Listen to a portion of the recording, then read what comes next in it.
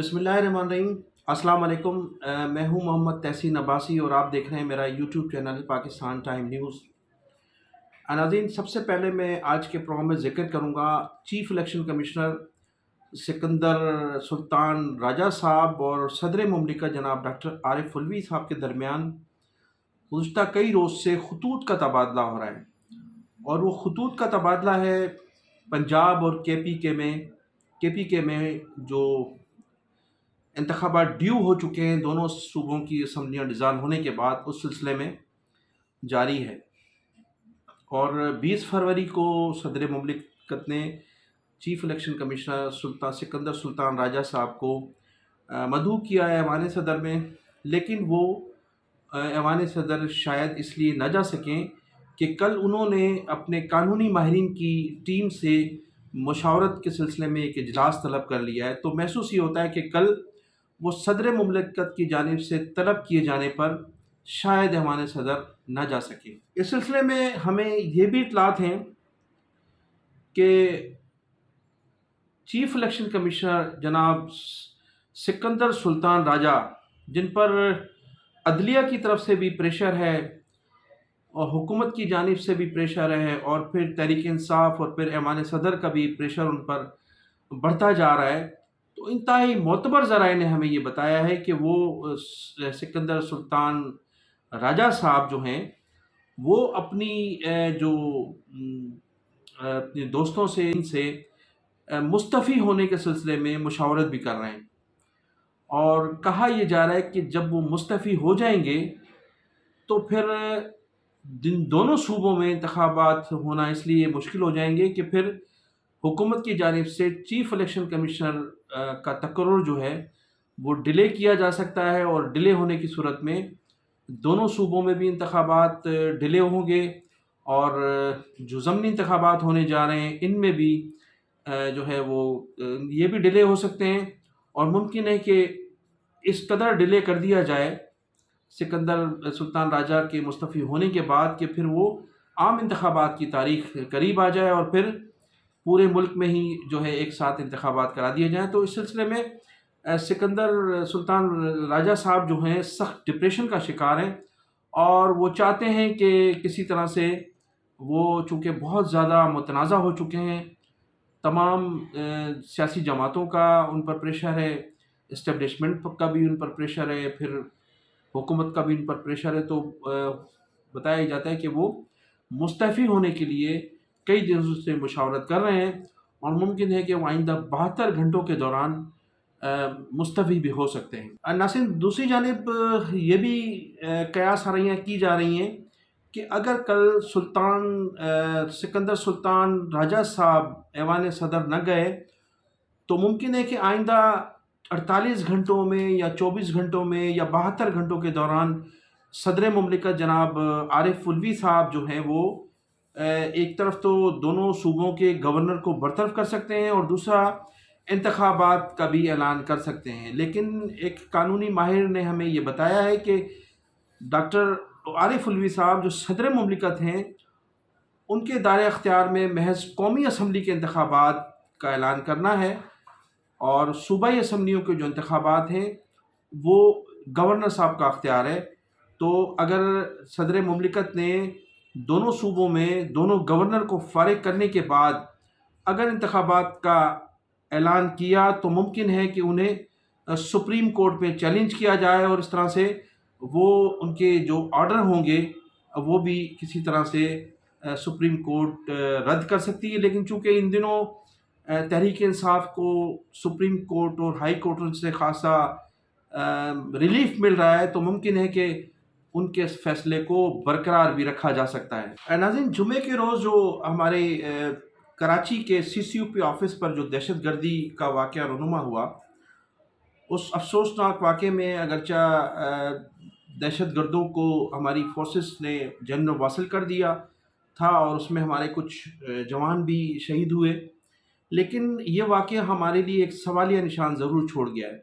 इस वाक़े के बाद पूरे मुल्क में ये चहमा गोइयाँ की जा रही हैं कि हमारे जो खुफिया इदारे थे वो क्या कर रहे थे। क्या हमारे खुफिया इदारों को ये इतलात नहीं थी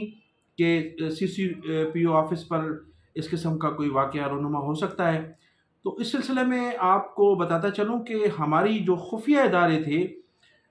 ان اداروں نے 15 روز قبل تھریٹ الرٹ جاری کیا تھا، اور اس تھریٹ الرٹ کے سلسلے میں ہمارے جو وفاقی اور صوبائی ادارے ہیں، ان تمام لوگوں کو لیٹر کے ذریعے اطلاعات فراہم کی گئی تھی کہ پشاور کے بعد اب کراچی ٹارگٹ ہو سکتا ہے، لہٰذا سیکورٹی کے سخت انتظامات کیے جائیں۔ اب سوچنے کی بات یہ ہے کہ سیکورٹی کا وہ ادارہ جو پورے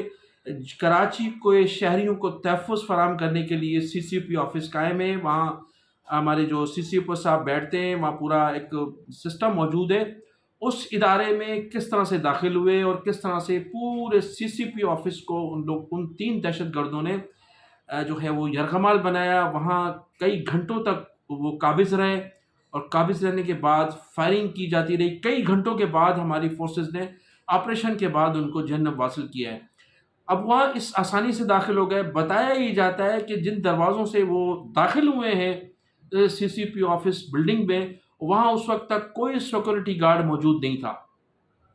اگرچہ عام لوگ اگر جائیں تو ان کی جو ہے کئی جگہوں پر چیکنگ ہوتی ہے، ان کو جو ہے وہ بعض لوگوں کو تو اندر کئی جگہوں پر چیکنگ ہوتی ہے، ان کو جو ہے وہ بعض لوگوں کو تو اندر داخل ہونے تک نہیں دیا جاتا، لیکن دہشت گرد جس آسانی سے داخل ہوئے اور انہوں نے پورے آفس پر قبضہ کیا، قبضے کرنے کے بعد جس طرح سے ان کی فائرنگ تھی اور ہینڈ گرنیڈ سے انہوں نے جس طرح سے دھماکے کیے، تو یہ سب کے سامنے ہے۔ اور آپ نے دیکھا کہ جو سیکورٹی کے جو لوگ تھے، ان کی نااہلی کی وجہ سے یہ سب واقعات رونما ہوئے۔ اور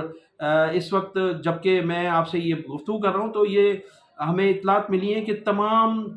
اداروں کو جو ہے وہ تھریٹ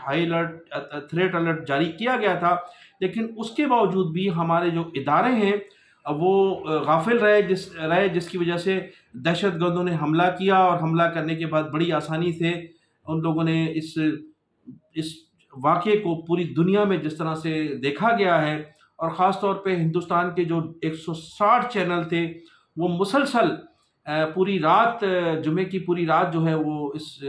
سیکورٹی کے سلسلے میں ہمارے اداروں پر سوالیہ نشان اٹھاتے رہے، اور جس طرح سے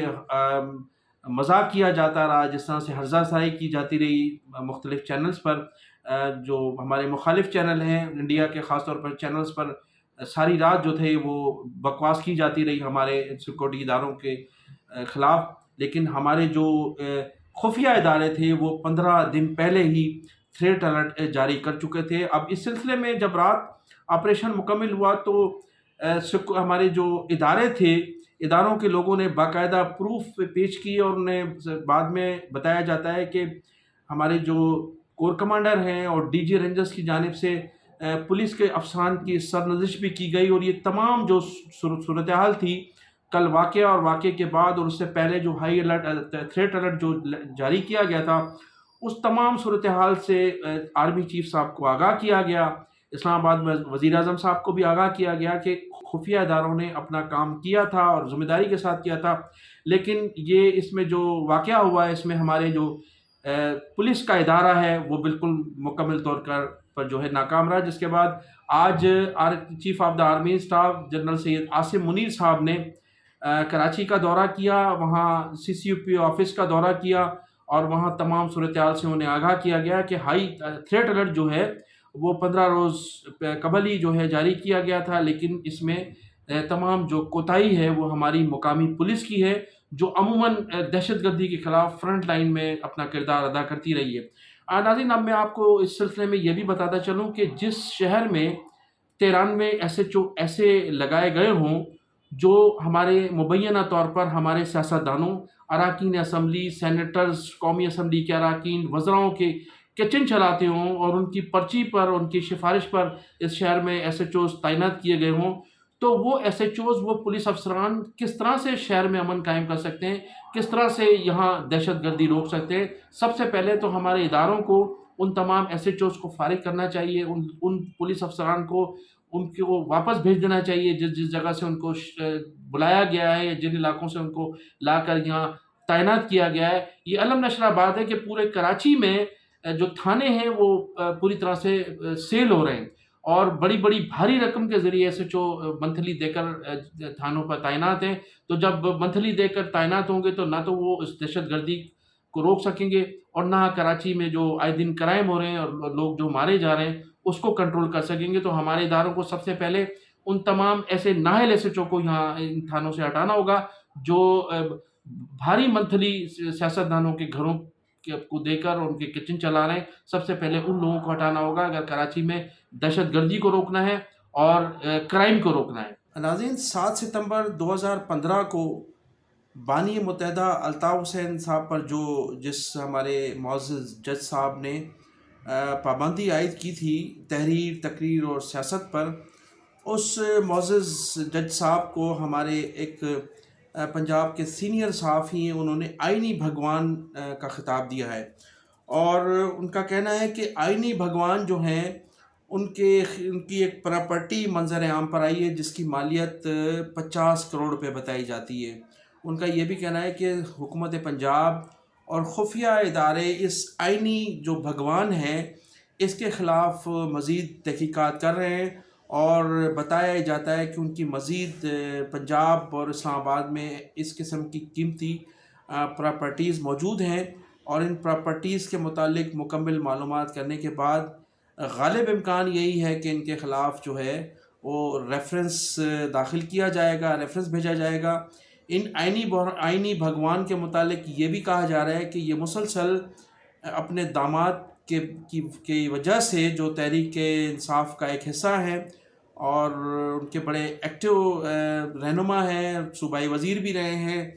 اور ان کی جو ہے وہ مکمل جو ہے ان کی اس کی وجہ سے وہ تحریک انصاف کو مکمل کئی مہینوں سے ریلیف دیتے چلے آئے ہیں. تو اس سلسلے میں ان کے خلاف جو ہے وہ ایک اجلاس بھی ہوا تھا ججز کا گزشتہ روز، اور خفیہ ادارے اور ایجنسیاں اور خاص طور پر وفاقی حکومت مکمل تحقیقات کر رہی ہے، اور تاکہ ان کی جو پراپرٹیز ہیں کس طرح سے بنائی گئی ہیں، کس طرح سے انہوں نے خریدی ہیں، تو وہ تمام چیز جو ہے منظر عام پر لانے کے لیے پوری طرح سے کوشاں ہیں. تو میں انہی الفاظ کے ساتھ آپ سے اجازت چاہوں گا کہ آپ میرے چینل کو سبسکرائب کیجیے گا اور کمنٹ سیکشن میں جا کر اپنی قیمتی رائے کا اظہار ضرور کیجیے گا. پاکستان زندہ باد.